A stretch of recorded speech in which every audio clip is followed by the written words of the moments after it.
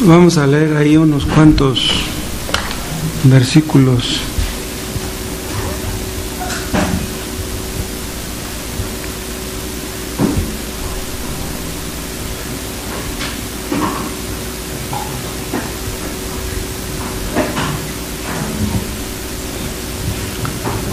Vamos a leer muchos versículos aquí. Génesis 9. Bendijo Dios a Noé y a sus hijos, y les dijo: fructificad y multiplicaos y llenad la tierra. Ya había pasado el diluvio, eran los únicos que quedaban, y vean lo que les dice: el temor y el miedo de vosotros estarán sobre todo animal de la tierra, y sobre toda ave de los cielos, en todo lo que se mueva sobre la tierra, y en todos los peces del mar, en vuestra mano son entregados. Vean lo que les dice aquí Dios en el versículo 2, que los animales les tendrían miedo. Vean, los animales, el reino animal sufrió las consecuencias de la caída también, la maldición afectó también a los animales. Entonces, el hecho de que los animales le tengan miedo a los hombres, eso no es casualidad, eso es obra de Dios, ahí está la mano de Dios. O sea, imagínense qué pasaría si los animales no nos tuvieran miedo. Una rata, por ejemplo, es una cosa pequeñita, no nos tiene miedo. La rata no le tiene miedo a los hombres. ¿Sí? Ustedes acérquense a una rata y traten de atacarla, y la rata se defiende como puede.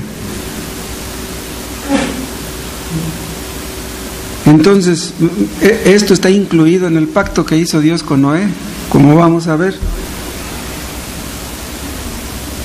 Todo lo que se mueve y vive os será para mantenimiento, así como las legumbres y plantas verdes os lo he dado todo. O sea, algunos dicen que no hay ningún versículo que diga que Dios dice que podamos comer carne de animales. Estos versículos lo niegan. Todo lo que se mueve y vive os será para mantenimiento. O sea, podemos comer casi cualquier cosa, ¿no? Pero carne con su vida, que es su sangre, no comeréis, porque ciertamente demandaré la sangre de vuestras vidas, de mano de todo animal la demandaré, y de mano del hombre. De mano del varón su hermano demandaré la vida del hombre. Aquí están sentadas las bases del gobierno humano, de los magistrados, de la pena de muerte. Ven cómo dice: de mano del varón su hermano demandaré la vida del hombre. El que derramare sangre de hombre, por el hombre su sangre será derramada. Aquí está: porque imagen de Dios es hecho el hombre. Mas vosotros fructificad y multiplicaos, procread abundantemente en la tierra y multiplicaos en ella. Y habló Dios a Noé y a sus hijos con él, diciendo: he aquí que yo establezco mi pacto con vosotros y con vuestros descendientes después de vosotros. Aquí está el pacto. Y con todo ser viviente que está con vosotros, aves, animales y toda bestia de la tierra que está con vosotros, desde todos los que salieron del arca hasta todo animal de la tierra. Estableceré mi pacto con vosotros y no exterminaré ya más toda carne con aguas de diluvio, ni habrá más diluvio para destruir la tierra. Vean cómo dice: estableceré mi pacto. No es un pacto donde están los dos involucrados, es el pacto de Dios. No es el pacto de Noé con Dios, es el pacto de Dios con Noé. ¿Sí? Y dijo Dios: esta es la señal del pacto que yo establezco entre mí y vosotros y todo ser viviente que está con vosotros por siglos perpetuos. Mi arco he puesto en las nubes, el cual será por señal del pacto entre mí y la tierra. Y sucederá que cuando haga venir nubes sobre la tierra, se dejará ver entonces mi arco en las nubes. Y me acortaré del pacto mío que hay entre mí y vosotros y todo ser viviente de toda carne, y no habrá más diluvio de aguas para destruir toda carne. Vean, este es en síntesis el pacto. No habrá más diluvio de aguas. Hubo uno que destruyó la vida de los antediluvianos, y ya no va a haber más diluvio. Ese es el pacto, ese es un compromiso que Dios está haciendo, que hizo con Noé y con toda la raza humana. Estará el arco en las nubes y lo veré. Y me acordaré del pacto perpetuo entre Dios y todo ser viviente. Vean, y todo ser viviente. O sea que el pacto no solamente lo hizo con Noé. Vean, aquí está incluyendo a toda la raza humana, dice. pacto perpetuo entre Dios y todo ser viviente, con toda carne que hay sobre la tierra, dijo pues Dios a Noé. Esta es la señal del pacto que he establecido entre mí y toda carne que está sobre la tierra. Padre, alabamos tu nombre santo, porque tú eres un Dios maravilloso, porque tú eres un Dios muy bueno. Oh Dios, a veces esto lo perdemos de vista, pero cuán grande es tu misericordia. Gracias porque permites que nos reunamos a pesar de este tiempo como está. Y te pedimos, Padre, que podamos concentrarnos, que podamos entender tu palabra, que podamos glorificarte con nuestra respuesta a la misma. Que tu Espíritu Santo nos fortalezca y nos dirija en el nombre de Jesús. Bueno, pues vimos en los estudios anteriores que Adán violó el pacto, los israelitas hicieron lo mismo, y acuérdense que vimos un texto que dice que Dios encerró todo bajo pecado, para que la promesa que es por la fe en Jesucristo fuese dada a los creyentes. Ese texto es Gálatas 3:22. Dice, Dios encerró todo bajo pecado. Y hay otro texto parecido en Romanos 11:32 que es muy importante, que dice, porque Dios sujetó a todos en desobediencia, vean, para tener misericordia de todos. En el primer texto dice Dios encerró todo bajo pecado, y en el segundo dice Dios sujetó a todos en desobediencia. Sujetó a Adán, sujetó a los judíos y a toda la raza humana. Toda la raza humana conoce la ley de Dios y todos han violado la ley. Entonces, al establecer aquellos pactos, Dios quería que todos vieran que son desobedientes, que todos son pecadores. ¿Para qué? Para poder tener misericordia de todos. Dios quiere que tú veas que eres pecador. Dios quiere que tú sientas que eres pecador, porque si no lo sientes, si no tienes esta experiencia, tú no vas a buscar la misericordia. Cuando a una persona le cae el 20 y entiende que está en peligro, entonces le empieza a entrar el miedo, y ese puede ser el inicio de la salvación de esta persona. Porque el hombre orgulloso no cree necesitar misericordia. Entonces Dios quería que la gente de todas las épocas entendiera que nadie puede obedecer la ley.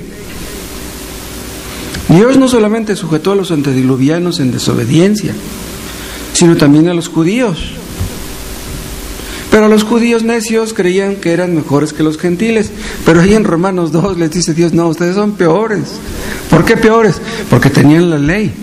Sí, los antediluvianos tenían un atenuante, pues no tenían la ley. Pero los judíos la tenían y de todos modos no la guardaban. Dicen, entonces ustedes son peores. Y vemos aquí en el párrafo que nos ocupa que Dios hizo también un pacto con Noé. En síntesis, en este pacto Dios se compromete a no destruir la tierra otra vez como lo hizo con el diluvio. Esto lo dice en dos versículos, uno es el 11 y otro es el 15. El 11 dice, estableceré mi pacto con vosotros y no exterminaré ya más toda carne con aguas de diluvio, dice, ni habrá más diluvio para destruir la tierra. Dice, este va a ser el único, ya no va a haber otro. Y lo dice en el 15, y me acordaré del pacto mío que hay entre mí, vosotros y todo ser viviente de toda carne, y no habrá más diluvio de aguas para destruir toda carne. Sabemos que este mundo tendrá un fin, sí, pero ya no va a ser por un diluvio de agua, sino por un diluvio de fuego. Podríamos hasta decir que va a ser peor, ¿no? ¿O ustedes qué preferirían, morir ahogados o morir quemados? Las dos cosas han de ser terribles, ¿no? Bueno, entonces en este pacto que Dios hizo con Noé y que estaba incluida toda su descendencia, la ira de Dios quedó restringida, ¿sí? Quedó restringida por este pacto. Los antediluvianos le colmaron el plato a Dios. Entonces, cuando ya fue insoportable la situación, fue cuando les envió el diluvio. Pero ahora los hombres pecan y aún más que antes, porque ahora tienen la palabra de Dios, y se burlan de Dios, Incluso podríamos decirnos que los que más pecan son personas que tienen la Biblia. O sea, el pecado de las personas que tienen la Biblia y la leen es peor que los pecados de los que no tienen la Biblia.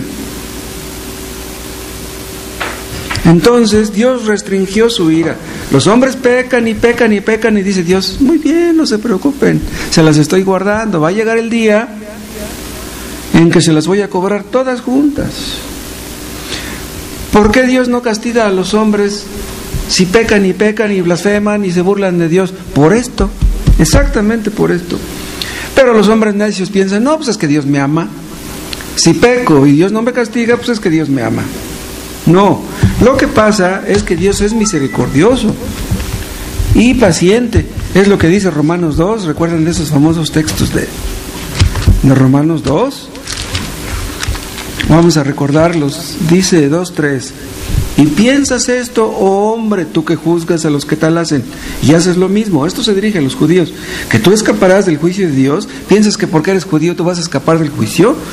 ¿O menosprecias las riquezas de su benignidad, paciencia y longanimidad, ignorando que su benignidad te guía al arrepentimiento? Quiere decir, la benignidad de Dios tiene el propósito de guiarte al arrepentimiento. Si Dios no te castiga, no es porque te ame, sino porque quiere conducirte al arrepentimiento. Pero dice el 5, pero por tu dureza y por tu corazón no arrepentido, dice, atesoras para ti mismo ira para el día de la ira y de la revelación del justo juicio de Dios.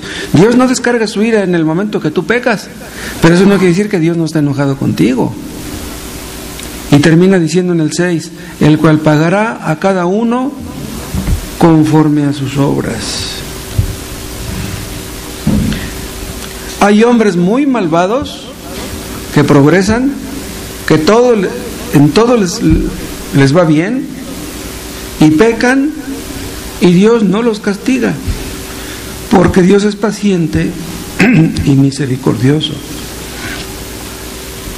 Un hombre malvado, digamos un agricultor, puede tener grandes extensiones de tierra y sembrar de todo, y cuando llueve, Dios bendice sus cosechas. Incluso hay hombres malvados que siembran marihuana y la tierra pues les produce la marihuana, la amapola.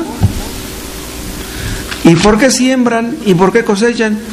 Es por este pacto. Imagínense que Dios enviara su lluvia nada más sobre los agricultores cristianos y que los agricultores malvados no cosecharan. Pues ya no serían malvados, ya no serían como son.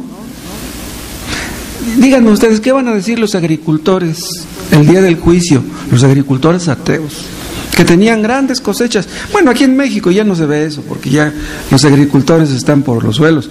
Pero si ustedes han visto fotografías de los ranchos en Estados Unidos, no hombre, hay unos rancheros en Estados Unidos que tienen unos ranchos enormes y que tienen montones de tractores y de trabajadores y cosechas increíbles. Agricultores que tal vez tengan más dinero que agricultores cristianos.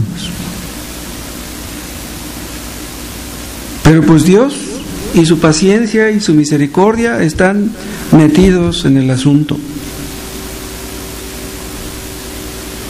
Entonces, si Dios ha prometido esto, vean, es lícito orar para que Dios bendiga una cosecha. Si ustedes tienen un terrenito y están sembrando, es lícito orar. ¿Sí? Dios, yo estoy sembrando, pero pues no es garantía de que yo vaya a cosechar. Dios, vamos a decirlo de esta manera, si en un pueblito hay mucha gente que tiene sus terrenos, sus tierras de cultivo, y en todo ese pueblo nada más hay un cristiano, es posible que Dios envíe la lluvia nada más por ese cristiano que está orando por su cosecha. Y de paso, pues Dios bendice a todos los agricultores que están ahí en ese pueblo. Este pacto lo podemos llamar un pacto de gracia. ¿Por qué? Ustedes ya leyeron cuál es la señal del pacto, es el arco iris. Todo el mundo puede ver ese arco iris. Cuando llueve, siempre se ve el arco iris. Si no se ve desde un ángulo, se ve desde otro. Hay ocasiones que ustedes dan la vuelta así por un cerro y tal vez no alcancen a ver el arco iris, pero si ustedes están en el ángulo correcto, ustedes van a ver el arco iris. Pues el arco iris es el recordatorio de este pacto que Dios hizo. Entonces, como todo el mundo puede ver este pacto, como todo el mundo puede ver esta promesa aquí escrita claramente, entonces cuando la gente ve ese pacto, debiera acordarse que ese arco iris no es una casualidad. Así como no merecemos tener una buena cosecha, porque somos pecadores, tampoco merecemos la gracia. O sea, el arco habla de la gracia, no solamente habla de las bendiciones materiales de las cosechas, no, habla de las cosechas espirituales. No merecemos gracia, no merecemos bendiciones. Hay inconversos que tienen muchas bendiciones, pero que desgraciadamente tales bendiciones no los acercan a Dios. Hasta podríamos decir lo contrario. Hay personas que mientras más ricas se hacen, más se alejan de Dios. Todos los inconversos disfrutan de esta gracia. Es el pacto de la gracia común. ¿Sí? O sea que con esto Dios prometió enviar su gracia común a todos los hombres, porque vean, no solamente está incluido Noé, sino todos los seres humanos. Todos los inconversos disfrutan de la gracia común. El sol sale para todos. Dios hace llover sobre justos e injustos. Todos los inconversos disfrutan de la gracia común, pero vean, los creyentes también disfrutamos de ella. Pero los creyentes disfrutamos de una gracia que los demás no tienen, y esta es la gracia especial en contraste con la gracia común. ¿A qué se debe que hay hombres que pecan, pero que se limitan? O sea, pecan cuando se toman sus cervezas, hacen sus barbaridades, pero no siempre están tomados. O sea, Dios permite que en ciertas temporadas los hombres cometan pecados horribles y luego se espantan de las consecuencias y como que se controlan un rato.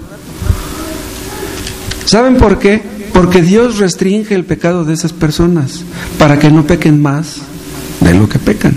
¿Se acuerdan de lo que Dios le dijo a Abimelech en sueños? Dice, yo te detuve de pecar contra mí. Dios detiene a los malvados para que no pequen más de lo que pecan.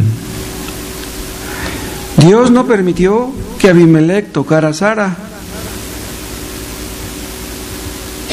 No era tanto que le importara a Abimelech, es que le importaba a Sara, le importaba a Abraham, le importaba el pacto, le importaba la promesa. Pero esto quiere decir que Dios puede detener el pecado de cualquier persona. Abimelech era un rey. Entonces, si Dios pudo detener a un rey de pecar, pues puede detener con más razón a cualquier campesino. Pero va a llegar el día en que el pecado de los hombres va a romper todo dique. A los hombres no les gustan las restricciones. Los hombres quieren pecar y pecar y pecar. Y si los hombres no pecan más es porque Dios no los deja. No es porque ellos no quieran, es que Dios no los deja. Va a llegar el día en que los hombres van a manifestar el monstruo que tienen dentro. Si vean, nosotros siendo cristianos, ustedes estarán de acuerdo conmigo, a veces sentimos que tenemos un monstruo dentro. Imagínense los inconversos, y la luz que hay en nosotros es tinieblas, ¿cómo estarán esas pobres personas? En la gran tribulación, esas restricciones que Dios ponía sobre ellos van a ser quitadas y van a suceder cosas espantosas y terribles en este mundo. Vean, en el Antiguo Testamento Dios detuvo a los antediluvianos. Si no los hubiera detenido, el diluvio hubiera llegado mucho antes. ¿Sí? Ya llegó el momento en que ya fue una barbaridad aquella, y fue cuando vino el diluvio. ¿Se acuerdan de Nimrod? Nimrod empezó a construir aquella famosa torre y Dios tuvo que restringirlo, porque si no se hubiera convertido el gran dictador en el mundo, lo que tantos necios han querido después de él. Dios detuvo a Hitler.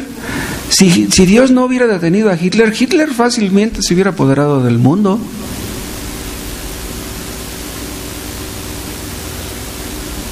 Hay un texto que ustedes recordarán que dice que la ira del hombre te acarreará alabanza. ¿Se acuerdan? ¿Cómo es que la ira de un hombre hace que Dios sea alabado?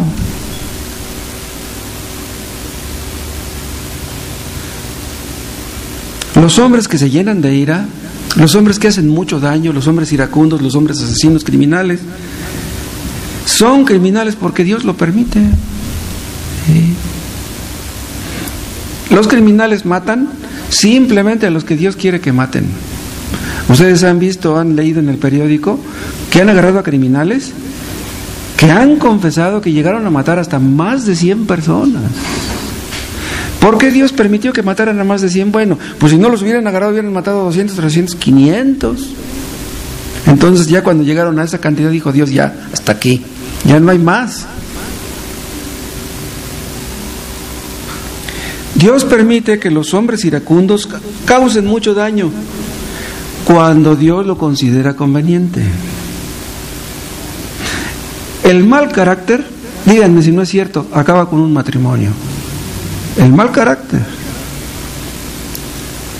Si un matrimonio acaba mal por el mal carácter de uno de ellos o por el mal carácter de los dos, pues es que Dios lo permite, ¿eh? ¿Sí o no? Hay tanta maldad en el ser humano que es suficiente la maldad de un solo hombre para calentar los fuegos del infierno. Si en el cielo estuviéramos todos los creyentes y Dios dejara entrar en el cielo nomás un solo pecador, no, olvídense, un solo pecador pararía de cabeza el cielo. No, hombre, el pecado es así. Dios no castiga el pecado de los hombres de inmediato, pero escuchen, ni en los creyentes ni en los inconversos. Hay inconversos que después de muchos años sufren horriblemente las consecuencias de su pecado. ¿Sí?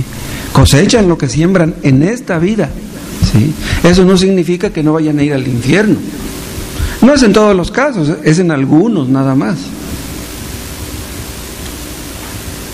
Pero incluso puede darse el caso de que Dios permita que un creyente peque, que le suelte un poquito la cuerda para que caiga. Pero ustedes saben que va a terminar el asunto. Ay de nosotros, si cada vez que pecáramos Dios nos diera un coscorrón. No, hombre, los coscorrones de Dios no son como los nuestros. Los nuestros nomás dejan un chichón, pero no, hombre, olvídense. Los castigos de Dios. Dios, ¿cuánto nos aguanta? ¿Cuánto aguanta a los inconversos? ¿Cuánto los soporta? Dios bendice a los peores ateos. Menosprecian a Dios, se burlan de Dios, de la Biblia, de los cristianos, y les va bien. Ustedes van al mercado y hay comida en abundancia para todos. Tal vez no tengan dinero para comprar en abundancia, pero hay comida en abundancia. ¿Sí? Hay muchos homosexuales que contraen el SIDA. Pero no todos los homosexuales contraen el SIDA. Si todos los homosexuales de repente tuvieran SIDA, yo pienso que hasta se acabarían los homosexuales.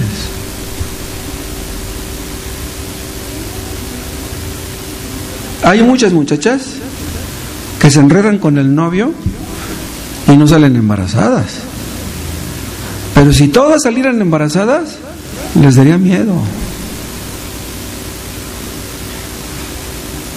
Hay algunos ladrones que van a parar a la cárcel, pero no todos, porque si todos pararan en la cárcel, pues a lo mejor ya no existirían los ladrones.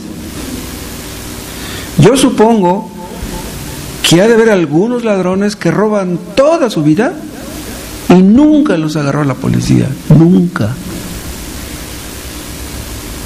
Yo conocí un hombre que vendía marihuana hace muchos años, que él me dijo que tenía un amigo que fue narcotraficante toda su vida. Y dice, ahorita ya tiene como 90 años, dice, ahí anda. Nunca lo agarraron, fíjense.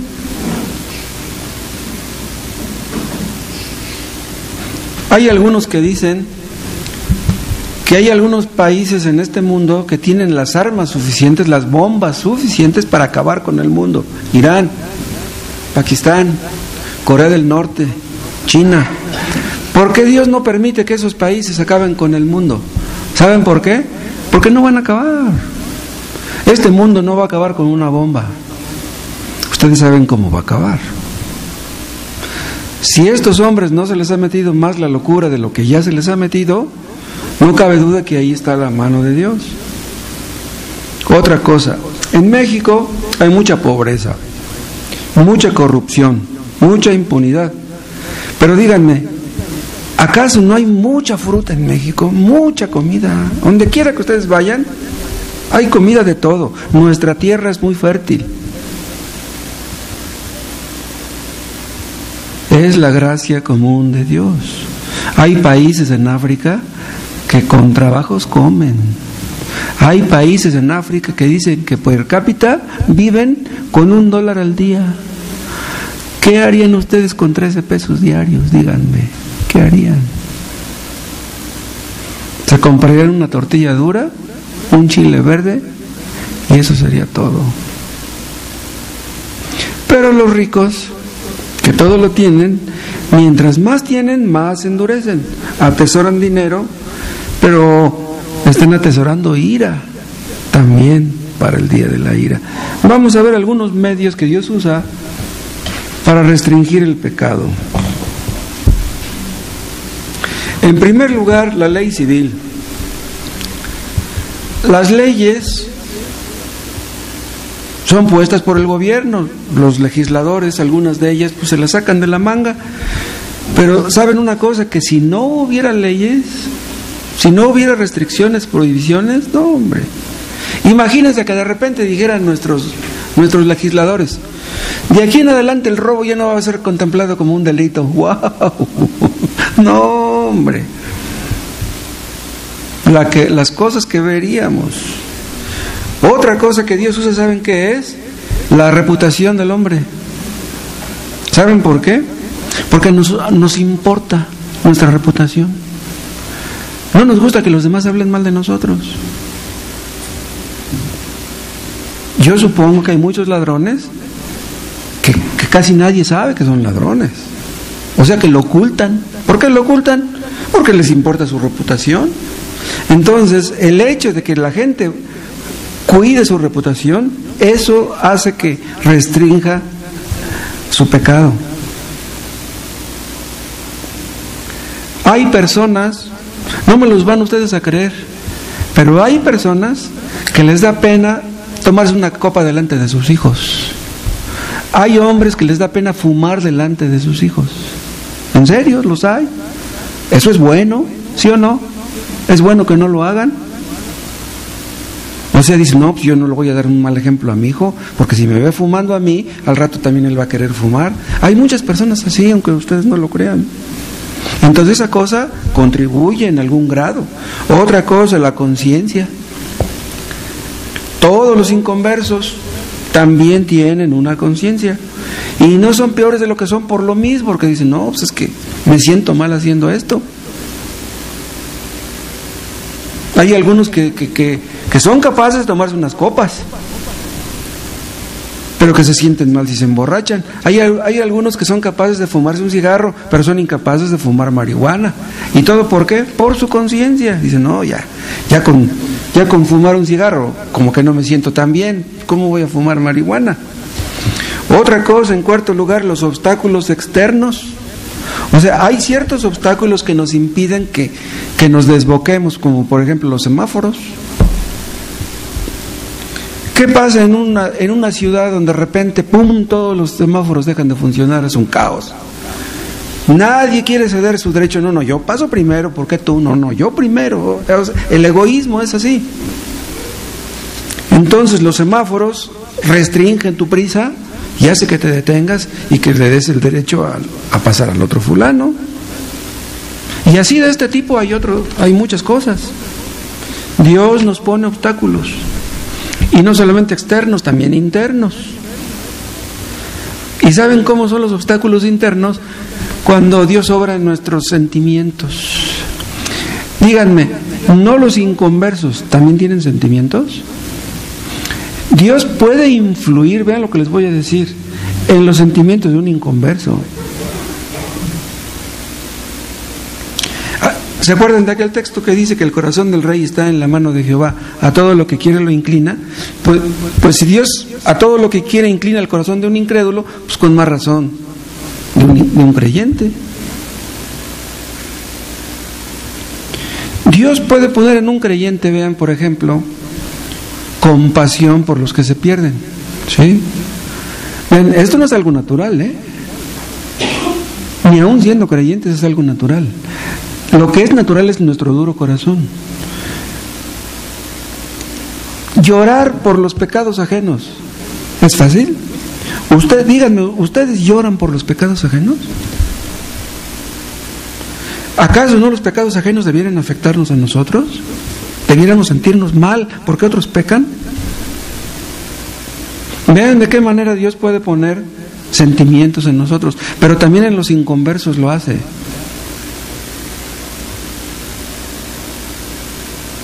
Hay borrachos que se detienen un poquito de emborracharse, ¿saben por qué? Porque quieren a su mamá.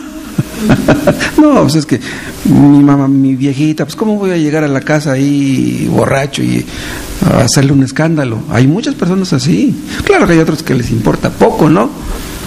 Hay otros que hasta le roban el dinero a su mamá para irse a emborrachar. O sea, son personas que ya tocaron fondo, ¿no? Otra cosa que Dios usa para restringir el pecado, ¿saben qué cosa es? La muerte de un ser querido. Hay personas que nunca han sufrido, que cuando se les llega a morir alguien en la familia, sufren un shock y se espantan de tal manera que dicen, no, creo que de aquí en adelante voy a andar de otra manera.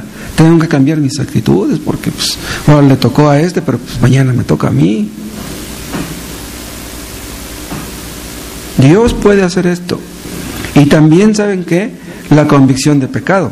Nosotros entendemos la convicción de pecado como algo que el Espíritu obra en el creyente, pero escuchen, la convicción de pecado puede ser obrada por Dios en un inconverso, no de la manera igual que con un creyente, porque cuando un creyente se siente mal, convencido por su pecado, pues cae de rodillas, Dios mío, perdóname. Un inconverso no va a hacer eso, pero un inconverso, cuando hace cosas malas, es posible que se sienta muy mal. ¿Cómo es posible que hice esto? Y ahora mis hijos, ¿qué van a pensar de mí? Ya me separé de mi esposa y ahora me odian y me guardan rencor. Cosas de ese tipo pueden ser usadas por Dios para hacer que la persona se enderece un poco. Otra cosa que Dios usa, saben también, que es la predicación del Evangelio. Hay personas que escuchan el Evangelio y no se convierten, pero que dejan ciertos pecados. O sea, como que les da miedo la perspectiva de ir al infierno. Dicen, no, creo que he exagerado un poco, lo voy a bajar, ya no voy a ser el mismo de antes. Y eso es lo que hace el Evangelio en ellos. No se convierten, pero dejan ciertos pecados, y eso es bueno. Y la Biblia es otra cosa que Dios usa. Hay muchas personas inconversas que no son cristianas, pero que tienen la Biblia y la leen, y al estar leyendo, pues produce en ellos cierto temor y cierto deseo de una reforma moral, ¿no? Aunque sea algo externo, algo superficial. La influencia de la Biblia en el mundo es notoria. Todos los países donde la Biblia fue divulgada, promovida, enseñada, vivida, son países que han vivido un nivel superior al de los países paganos. Países con leyes sacadas de la Biblia. Otra cosa que Dios usa también es la ley escrita en el corazón. Es de lo que habla Romanos 2, ¿se acuerdan? Los inconversos tienen la ley de Dios escrita en sus corazones. Aunque no la lean, ahí la tienen. ¿Por qué los hombres no pecan más de lo que pecan? Ya lo dije. Porque tienen miedo. Tienen ciertos escrúpulos moralistas. Muchos católicos están en este terreno. Hay muchachos católicos que tuvieron padres que les inculcaron principios morales muy estrictos y que se sienten mal si se emborrachan, se sienten mal si fuman, se sienten mal haciendo ciertas cosas. que son unos hipócritas, ¿no? Porque hacen cosas, vayan ustedes a saber de qué tipo, pero esos escrúpulos les detienen de hacer muchas barbaridades. Otra cosa, la opinión pública, acuérdense de este tema. La opinión pública es muy importante. La opinión pública tiene su opinión acerca del gobierno, acerca de la cultura, acerca de la moral. Pues la opinión pública influye en los legisladores, en el gobierno, para que no permitan ciertas cosas. Aquí en México la opinión pública no es como en Estados Unidos. En Estados Unidos los cristianos van y marchan y hacen manifestaciones en contra del aborto, no, pero manifestaciones gigantescas. No sé si ustedes sepan, ¿no?, que ya por 1915, 20, 25, en Estados Unidos se prohibió la venta de bebidas alcohólicas a nivel nacional en todo Estados Unidos. ¿Por qué? Porque muchos cristianos se juntaron para buscar que esa ley se fuera aprobada en el Congreso. Y así fue, pero pues de nada sirvió, porque prohibieron la venta de bebidas alcohólicas, pero los hombres seguían consiguiéndose sus pomos, quién sabe dónde se los conseguían. Pero la opinión pública influye en las leyes que son aprobadas. Entonces, si hay una ley que restringe el pecado hasta cierto punto, pues qué bueno que las haya. Otra cosa, la Secretaría de Hacienda obliga a los hombres a pagar impuestos. Pero fíjense una cosa, si la Secretaría de Hacienda dijera, ¿saben qué? Van a pagar impuestos los que quieran pagar, nadie pagaría. No, los obligan y andan pero sí checándolos. Pero díganme, ¿acaso no pagar impuestos es algo que nos beneficia a todos? Desgraciadamente en este país los que más debieran pagar son los que menos pagan, pero de todas maneras hay gente que paga y gracias a eso tenemos una vida más llevadera. Vean ustedes la señal del pacto, está en Génesis 9.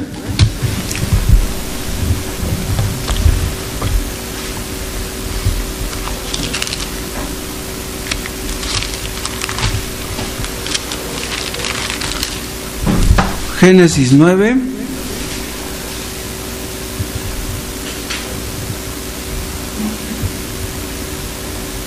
Mi arco he puesto en las nubes, el cual será por señal del pacto entre mí y la tierra. Y sucederá que cuando haga venir nubes sobre la tierra, se dejará ver entonces mi arco en las nubes, y me acordaré del pacto mío que hay entre mí, vosotros y todo ser viviente y de toda carne, y no habrá más diluvio de aguas para destruir toda carne. Pero vean lo que dice el 16. Estará el arco en las nubes, dice, y lo veré. Vean lo que dice, y lo veré. O sea que si nosotros lo vemos o no, eso no importa, Dios lo ve. Yo les decía hace rato, el arco no se ve desde todos los ángulos, pero Dios lo ve desde cualquier ángulo. Entonces lo que nos importa es que Dios lo vea. Entonces Dios ve el arco y se acuerda, yo prometí bendecir la tierra y no castigarla por su pecado hasta que se acabe la gracia común, porque se va a acabar la gracia común. El arco iris es universal, ¿sí? No hay ninguna persona en el mundo que no pueda ver el arco iris estando en el ángulo apropiado. Bueno, pues el pacto también es de alcance universal. Ya vimos que el pacto incluye a todos los seres humanos. Podríamos decir que este arco es como una unión entre el cielo y la tierra. Me explico, que una parte del arco toca la tierra y la otra parte toca el cielo. Siempre que llueve hay un arco iris. Dios no mandará otra vez un diluvio sobre la tierra. Para terminar, vamos a ver brevemente algunas diferencias entre la gracia común y la gracia salvadora. La gracia común que Dios tiene para con todos, vean, es temporal, se va a acabar un día. Pero la gracia salvadora es eterna. Cristo la compró. La gracia común, vean, es una deuda que crece cada día. Los hombres van atesorando la ira, su deuda va creciendo. Pero en la gracia salvadora Cristo pagó mi deuda, yo ya no voy a pagar. La gracia común, vean, en tercer lugar, mejora las circunstancias externas. pero endurece a los hombres. En cambio, la gracia salvadora transforma el carácter, o sea, obra por dentro. La gracia común obra por fuera, pero la gracia salvadora obra por dentro. La gracia común es el amor general de Dios, pero la gracia salvadora es el amor especial, que Dios tiene solamente para los escogidos. Pero yo dije hace rato que los creyentes también tenemos gracia común. ¿Sí? Que no se nos olvide eso. Un creyente se quejará de que lo que tiene es poco. Nos quejaremos, estaremos satisfechos, estaremos murmurando, diciendo: Señor, eres injusto. Si un inconverso lo hace, vean, está en su papel. Pero nosotros entendemos que nada merecemos. Los inconversos no lo entienden. Ellos creen que merecen lo que tienen y quieren más de lo que tienen, incluso que merecen más de lo que tienen. Nosotros no podemos pensar así. ¿Saben ustedes que aún el diablo recibe gracia común? La gracia común es también para el diablo. Satanás no se enferma, ¿entienden? El diablo nunca se enferma. El diablo nunca tiene hambre. ¿O creen ustedes que tiene hambre? Pero va a llegar el día, vean, que el diablo va a sufrir las consecuencias. O sea que podríamos decir que ahorita no está sufriendo, pero va a llegar a que Satanás va a sufrir igual que nosotros si terminamos en el infierno. Otra cosa, Satanás tiene mucha influencia. Se le da oportunidad de reinar temporalmente. Es el príncipe de este mundo. Se jacta y presume, pero temporalmente. Va a llegar el día en que todo lo que tiene le va a ser quitado. Y los inconversos gozan, disfrutan, compran, pasean, se divierten. Están usando su tarjeta de crédito. Esa es la frase que le encanta comentar al hermano Tomás. Pero va a llegar el día en que su crédito se les va a acabar, ¿sí? Y Dios les va a pasar la factura. ¿Sabes qué? Me debes tanto. Van a ir al infierno. ¿Y cuándo van a salir de ahí?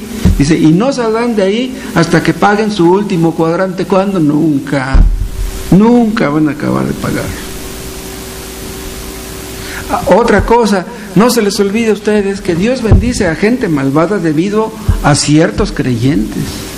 Lo que le pasó a Potifar. Hay un texto que dice que Dios bendijo a Potifar a causa de José. No era porque Dios amara a Potifar, es que amaba a José y tenía planes para José.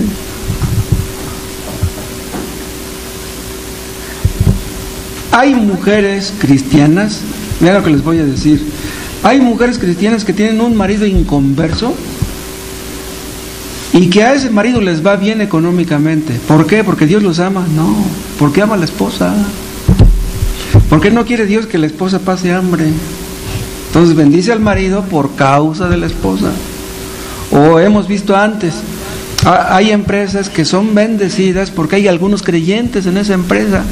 Dios la bendice por esos creyentes nada más. La gracia común se va a acabar. Muchas personas se quejan de la suerte que les ha tocado. Si entendieran que lo que merecen es el infierno, no se estarían quejando. Cuando los hombres vean que se les va a acabar la gracia común, se van a espantar. ¿Se acuerdan de Tío Rico MacPato? Tenía una alberca llena de dólares y se aventaba sus clavados ahí en la alberca y tenía enmarcado el primer dólar que ganó. O sea, los millonarios les encanta estar pensando: ¿cuánto tengo en el banco? A ver, ¿cuánto ha aumentado mi fortuna? Imagínense a Carlos Slim en el infierno. ¿Tendrá billetes que contar? No va a tener ni uno. Aquí todo el mundo lo alaba y lo trae aquí, ¿no? El don Carlos, que mire. En el infierno nadie lo va a fumar al pobre de Carlos Slim, ¿sí? Nada de lo que tenemos es nuestro, no se les olvide, nada. En cambio, si tenemos la gracia salvadora, la gracia especial, el amor especial, si tenemos a Cristo, tenemos lo que millones no tienen: lo más valioso, lo que más vale.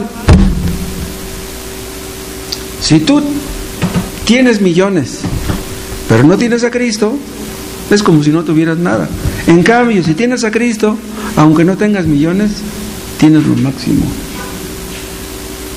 Gracias a Dios por su gracia común, pero sobre todo gracias a Dios por su gracia especial. Vamos a orar. Padre, te damos gracias. Gracias porque nos permites recordar este tema que habíamos visto hace muchos años. Ayúdanos a entender estas cosas y que nos recuerden que debemos ser agradecidos y temerosos de ti, y líbranos de un espíritu quejumbroso y danos un corazón dispuesto, Padre, a enfrentar la vida como viene para vivirla para tu gloria. De modo que tu nombre sea glorificado en esta iglesia, en la vida de cada uno de nosotros y de nuestros hogares. Recuérdanos, Padre, de dónde nos has sacado y lo que mereceríamos si no hubiera sido por Cristo. Gracias, Padre, porque tú tienes tanta paciencia con México y con nuestros parientes que son inconversos, pero también con nosotros, Padre. Gracias por tu paciencia. Antes de irnos, Padre, te queremos pedir por el hermano Tomás que anda en Estados Unidos. Te pedimos que bendiga su ministerio, que lo guardes del mal en sus viajes por allá y que salves muchos por medio de él y que lo traigas con bien. Bendice tu palabra el domingo aquí, la escuela dominical, el programa de radio, que tu Espíritu Santo sea con nosotros. Te lo pedimos por Cristo. Amén. Bueno, nos vemos el viernes.